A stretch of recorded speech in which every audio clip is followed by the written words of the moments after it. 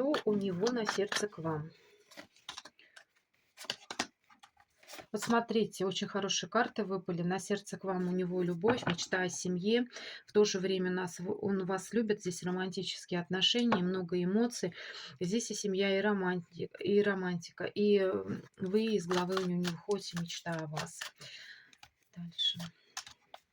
Но между вами все-таки качели.